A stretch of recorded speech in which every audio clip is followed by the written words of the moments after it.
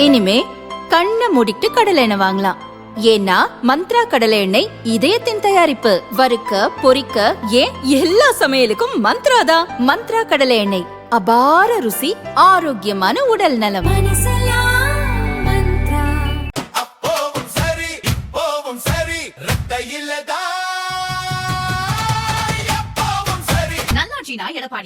வாக்களிப்பீர் இரட்டை இலைக்கே. தொடர்ந்து ஒவ்வொரு கிராமங்களிலும் ஆட்கள் தான் வேறையாக இருக்கிறார்கள். ஆனால் குரல் என்றது ஒன்றாகத்தான் ஒலிக்கிறது. இல்லை என்ற ஒரு சொல்லுதான் இங்கே ஒலித்து கொண்டிருக்கிறது. ஆனால் அந்த சொல்லுகின்ற கோரிக்கைகள் ஒவ்வொரு ஊருக்கு வித்தியாசப்படுமா அப்படின்னு கேட்டால் இல்லை. எல்லா ஊர்லேயுமே சொல்லக்கூடிய கோரிக்கை குடிநீர் இல்லை, பால்வாடி பள்ளி இல்லை, அரசு வேலைகள் இல்லை, இங்கே தொழிற்சாலைகள் இல்லை, ரோடு இல்லை, ரேஷன் பொருள் இல்லை. அந்த ரேஷனுக்கு யார் அமைச்சர்னு தெரியுங்களாங்க? கூட்டுறவுத்துறை அமைச்சர் பெரிய கருப்பன் அவர்கள்.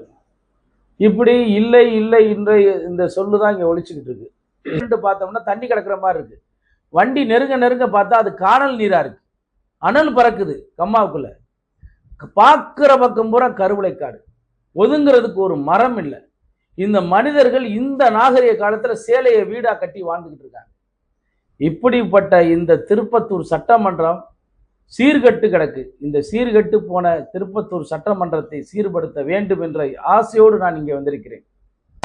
அண்ணன் சீமான் அவர்களுடைய கட்சியோ தம்பி விஜய் அவர்களுடைய கட்சிகளோ போட்டியிடுகிறார்கள். ஆனால் அவர்கள் பெரும்பான்மையாக என்ன நினைக்கிறார்கள் என்று சொன்னால், நாம் வெற்றி அடைந்து விடலாம் என்று நினைக்கிறார்கள். அது எல்லா வேட்பாளர்களுடைய எண்ணமும் அதுதான். வெற்றி அடைவதற்கு தான் தேர்தலில் நிற்கிறோம். ஆனால் இன்றைய கால சூழ்நிலை அது இல்லை. அவங்களுமே இங்கே என்னுடைய பாஜக கூட்டணி, தேசிய ஜனநாயக கூட்டணி இந்த பகுதியில் ஆதரிச்சிருக்கணும்.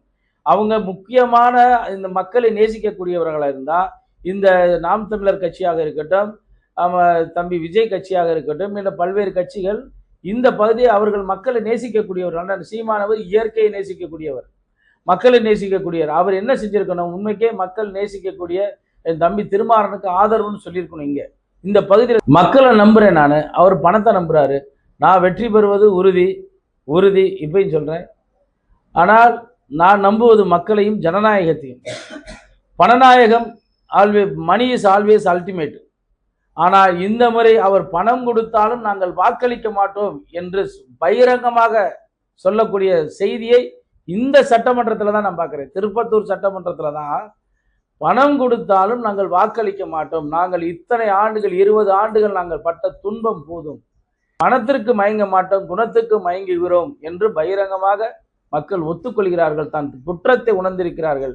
20 ஆண்டுகளாக நாம் செய்த தவறை உணர்ந்திருக்கிறார்கள். வெளிப்பாடு தான். மமதியில் இருந்தார் எதிர்த்தரப்பு வேட்பாளர் பெரிய கருப்பன் அவர்கள். இப்பொழுது சூரத்துக்கு போனீங்கன்னு வச்சுக்கோங்களேன், பல்கா சேலை எடுத்தீங்கன்னா 45 ரூபா. ஒரு சேலையின் விலை 45 ரூபா டு 50 ரூபா. அந்த 50 ரூபா சேலையை கூட எடுத்து கொடுக்க முடியாத அளவில் இங்கே இருக்காங்க வீட்டுக்காரங்க, கணவர்கள். ஒரு பாமர மக்கள் எதை கொடுத்தாலும் வாங்குவாங்க.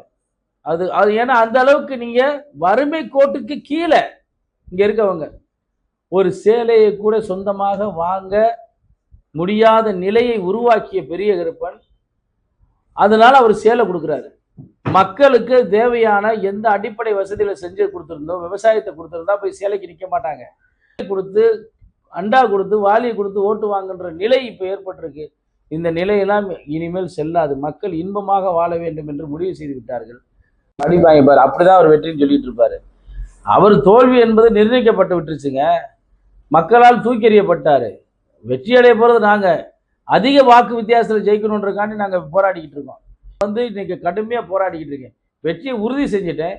உறுதி செய்த பிறகு நான் எதுக்கு ஓடிக்கிட்டு இருக்கேன்னா, அவரை இன்னும் நம்ம செஞ்ச 20 ஆண்டுகளில் செஞ்ச தப்பை உணர்றதுக்கு வாக்கு விகிதத்தை மிக அளவில் குறைச்சி தான் நான் அதிக அளவில் நான் வெற்றி பெறுவேன். அவர் ரொம்ப அளவில் கீழே குறைச்சி இறக்கிடுவேன். நான் குறைஞ்சது 50,000 வாக்கு வித்தியாசத்தில் நான் வெற்றி பெறுவேன். கட்சி தான் இங்கே இருக்கக்கூடிய தேர்தல் ஆணையம் ஒழுங்காக செயல்பட்டாலும் கூட இங்கே இருக்கக்கூடிய பொறுப்பாளர்கள் யார்? ஆளுங்கட்சிக்கு ஆதரவானவர்கள், ஆளுங்கட்சிக்கு அமைச்சருக்கு பயந்துக்கிட்டு அதிகாரிகள் எல்லாமே இவங்க இன்ன வரைக்கும் அவர் காமன் முதல்வராக இருக்கிறார். இவங்க இன்னும் பெருசாலாம் நீ ஆணையெல்லாம் பிடுங்க முடியாது, அவ்வளோதான், சும்மா இருக்கலாம் முதல்வர். ஆனால் இப்போ பொறுத்தளவுக்கு இவங்க தாவேக்கா சொல்வதில் 200% உண்மை இருக்குது. அரசு அதிகாரிகள் எங்கள் பின்னால் தான் வருது, எங்கள் பின்னால் தான் வண்டி வருது, எங்கள் பின்னால் தான் கேமரா வருது. நாங்கள் பாட்டுக்கு போகிறோம். ஒரு நாள் பூரா எந்த வேட்பாளருக்கு பின்னால் இதே ஐயா பெரியவர் பின்னால் இந்த வண்டியெல்லாம் போகுதா? போக முடியுமா? நாங்கள் எங்கே போனாலும் கேமரா எடுத்துக்கு பின்னால் வந்துடுறது, எங்களை பேசுகிறத மூஞ்சி மூரியா நாங்கள் தான் பேசுன்னு சொன்னா அவங்க மைக்கை கொண்டு வந்துருவேனே, அங்கே வந்து வீடியோ எடுத்துடுறது, மக்களை போய் மிரட்டுறது, இந்த வேலை தான் இங்கே தேர்தல் பார்க்குறது. மொத்தம் முழுக்க முழுக்க இங்கே இருக்கக்கூடிய தேர்தல் அதிகாரிகள் அனைவருமே ஐயா பெரிய கருப்பனுக்கு தான் வேலை பார்க்குறாங்களே தவிர தாவேக்கா தலைவர்கள் சொல்வது ஐயா ஸ்டாலினுக்கு தான் இங்கே இருக்கக்கூடிய அதிகாரிகள் பூரா வேலை பார்க்குறாங்க. இப்போ வரைக்கும் நாங்கள் ஆட்சி அதிகாரத்துக்கு வரையில் நாங்கள் சில பேரெல்லாம் கணக்கெடுத்து வச்சுருக்கோம். இப்போ கூட வந்து அந்த மத்திய கூட்டுறவு வங்கியை சேர்ந்த ஒரு அதிகாரி உமா மகேஸ்வரி சிவகங்கையில் வந்து ஒரு அம்மா வந்து அவங்க மூலியமாக வந்து இந்த கூட்டுறவு சொசைட்டிக்கு அவங்க ஆளுகளை வச்சு பணம் கொடுக்க போகிறதா ஒரு தகவல் வேறு வந்திருக்கு. என்கிட்ட ஒரு லெட்டராக ஒருத்தவங்க கொடுத்துருக்காங்க. அதையுமே தேர்தல் ஆணையர்கிட்ட நாங்கள் புகாராக கொடுத்துருக்கோம்.